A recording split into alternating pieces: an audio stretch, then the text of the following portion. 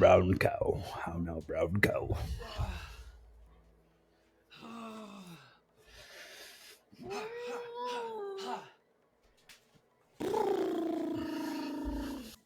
Welcome to the Grid Culture Podcast. We'll be discussing Formula One and Formula One fantasy using Grid Rival.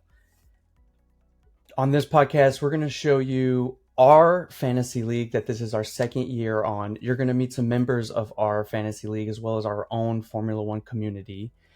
We are going to show you tips, tricks, things we messed up on and that you should learn, as well as talk about each race.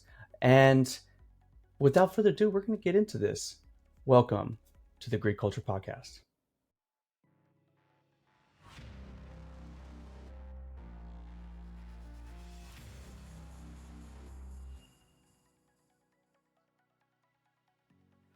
All right. Welcome. My name's Lauren. I'm with my great friend, Cody. And basically, who are we? What the fuck is this? What are we doing here? Essentially, me and my buddy Cody, we've been wanting to start a podcast for a while. And, you get caught up in a lot of this. There's so much content and so much stuff out there. And finally, we just were like, whatever. And we ended up thinking, let's start it around our F1 Fantasy League because we have some great conversations.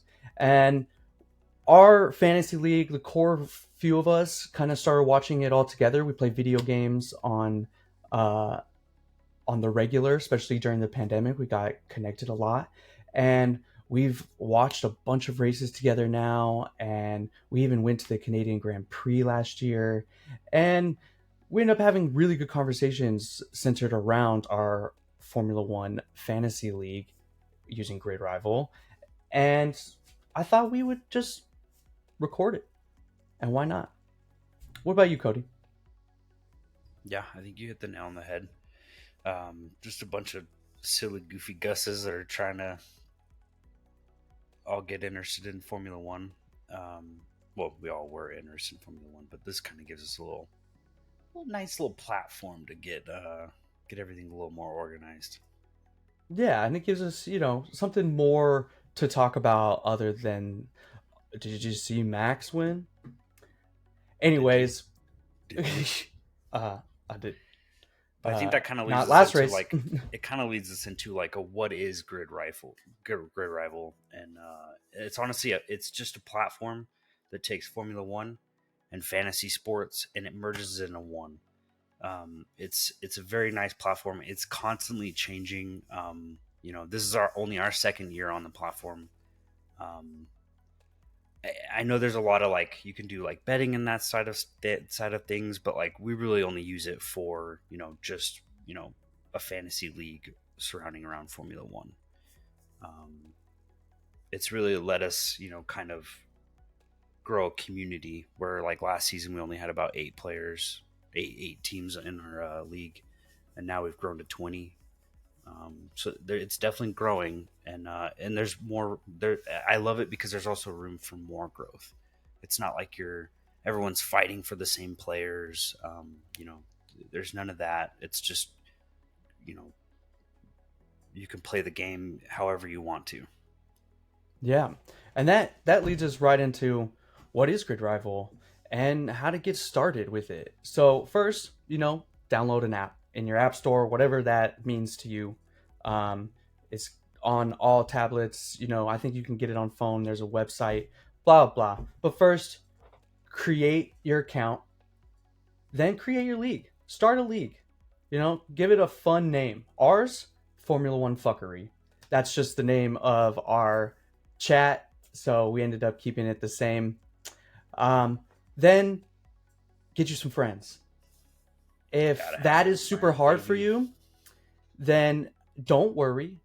Grid Rival provides plenty of community leagues as well as daily fantasy during each race to help you stay involved. And you can scroll through and find all of these different fantasy leagues. And I don't think it's too late. Even though we're races in, we can still keep this going. So let's talk more about what's next. Next, you're going to sign up, you're going to get you a team. Fun team name. We have a bunch of funny team names. We've got anywhere from the Botas fanboys to Toto Baggins to Here, the incidentally, baked here incidentally, and a then little scandalous. We got some Christians Cocoa Pops. We got Horny excellent. Horners. There's some They pretty good go names in here. on and on. So you've created your league. You've got your team name, and now let's talk about just some of the logistics on when you're first getting started. Once you've got everything set up, you are essentially given a hundred million pounds, along with everyone else that's in your league. And from there, you kind of have to, at a minimum, you have to have five drivers and one team. However, you want to break that up, every driver and team has their own value.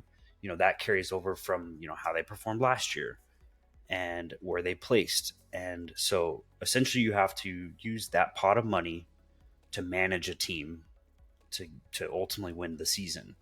Um, when you're picking your drivers, you essentially just will click this little plus sign, and then you can see all the drivers and all of their worth.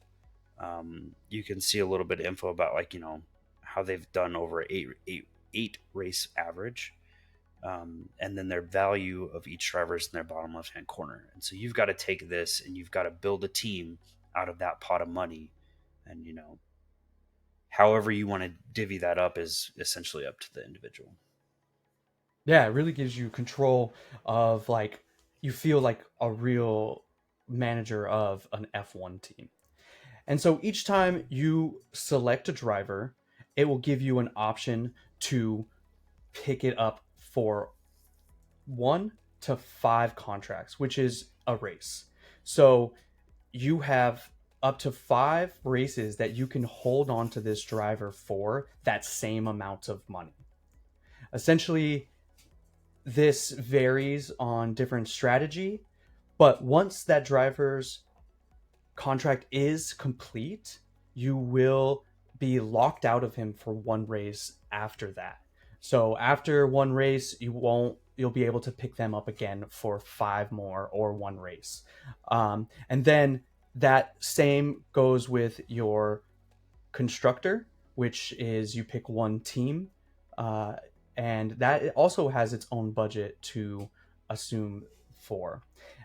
Then, on top of this, in order to gain the most maximum amount of points, is by starring a mid pack midfield driver that allows you to double your points over that race. So it allows you to pick someone under 18 million euros to star. You can see Hulkenberg, Stroll, and Magnussen. All three are able to star. All three, if they do well or perform well, they will double their points. And you'll see a large boost in your own points if you star correctly. All right, let's get into strategy. What is strategy for Grid Rival? What does that even mean? Because when you're thinking about it, you easily could set it and forget it. You can do 5 racers, 5 week contracts, set your star, move on. You will have to check it after that 5th race to reselect your people and pick a whole new group of people, because remember, once you're done with those contracts, you will lose them. You will be locked out, and you'll see a little lock sign next to their name. Then, if you want to go with that strategy, that's cool. I tried that strategy. It's easy, it's fun, it keeps you in there, but it's not as taxing. It's not as integrated. What about you, Cody? What's your strategy? Yeah, so I think it kind of breaks down to there's really only two. I mean, there's plenty of strategies, but the main strategies would be set it and forget it, which would be your like more of your 5 race contract strat. So you're just looking for long term contracts. Um, it's not a bad way to play. That's how I started off. When I first started off the season, I wanted to do, three of my best value drivers I really thought were going to perform. Let's lock those in at 5 contracts, because they're only going to grow up in value and then they're going to be more expensive the later on in the season we get.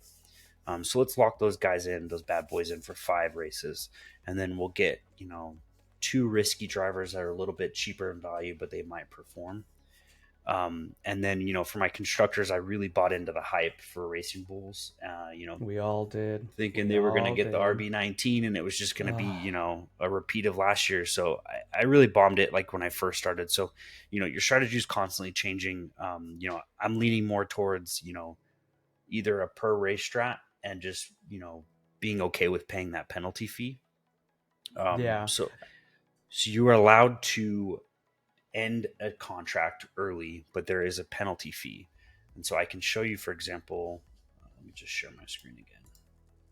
Yeah, and the per race strat, it's just about taking into account the circuit, the weather, if the team brought upgrades, their Um, recent performance, their outperformance of their teammate, because that matters. That adds to the points. Some lower end teams or racers, if they get 4 or 5 overtakes compared to like someone who is higher, like a Max Verstappen, he doesn't do overtakes. He has maybe one every race, maybe if he's not pole and just doesn't go. So you don't add points. I mean, you get the points because he wins, and you get the points usually from qualifying. But with and he's with going to go up in certain very little value throughout the season. You're not going to get much exactly, value out of that number one driver that's always winning. And so it just kind of creates this like unique way of looking at things. But like, for example, last season, Tyler, one of our, he ended up, I think he won. Did he win the league last season? Or did I Cody? think so. Yes, Yeah. he beat Cody by So his just a little strat bit. was essentially watching for upgrades. He ended up getting in on a very undervalued McLaren because they were bombing last season. He paid attention to their upgrades and was essentially able to just stack points by following that McLaren train all the way up.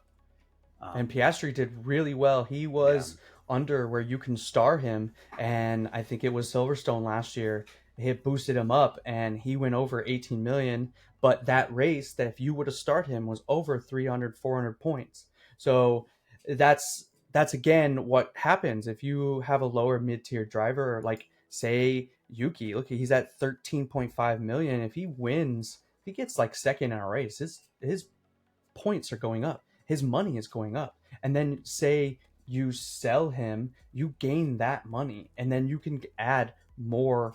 Like the idea of per race strat is to gain money, and that's an interesting way to look at it too. Is using the money to kind of gain your status. Because if you were looking at it financially, if you were able to get $4 million to $5 million every race by halfway through the season, you could buy 3 to 4 top rate drivers and have two people from Ferrari or two people from Red Bull, or one of each top team, and be able to really conquer. So there's so many different ways you can do that, but I think by locking in your 5 race contract strat, you're kind of limiting yourself. But we're not going to judge on timing and how much time and spare time you got to look into this. So that's one way to look into it. And I think that's one thing that I enjoy about Grid Rival is it gives me a lot of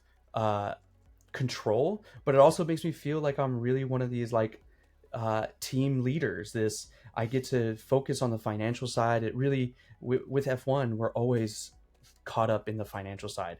Is this person going to get a penalty? I mean, we saw Lewis with his he impeded, and then instead of a penalty, they got like a $14,000 fine, and it's just like we're seeing that all the time, and those fines are a lot like, hey, you want to get rid of this driver, well, you're going to have to pay this fine in order to get the strategy. So it ends up being uh this really interesting look into Formula One.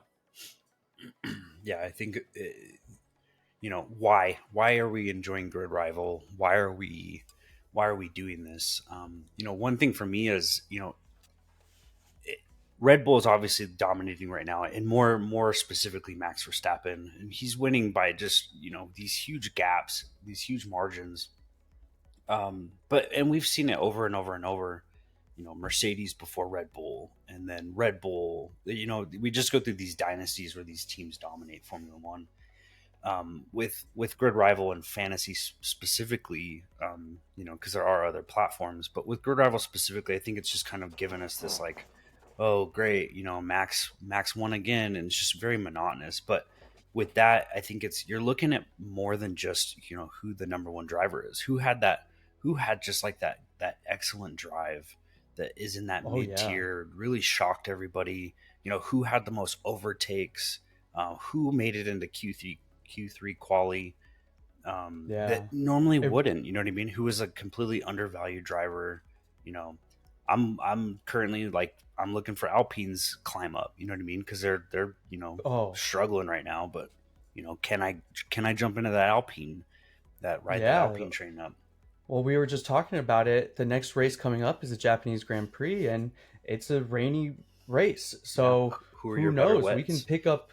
I mean, we got Gasly and Ocon, who are both known to do really well in the rain. Um, except for was it last year at Spa? Was their wreck? I don't know. But it's it brought us together, and so we thought we would bring you in on that experience. And of course you'll hear some like more funny stuff. Maybe this episode wasn't as funny as you wanted it to be, but we're gonna get there. Cody and I are really good friends. We've known each other since middle school. He lives on the other coast and I live on the east coast, so this helps bring us together too. So we're glad you're involved, and thank you for listening and watching the Grid Culture podcast. We'll be back for our first race installment after the Japanese Grand Prix, and follow us on social media at gridculture.shop and check it out for more updates and information regarding the podcast, as well as merch drops and any information you want to find out about us. Thank you.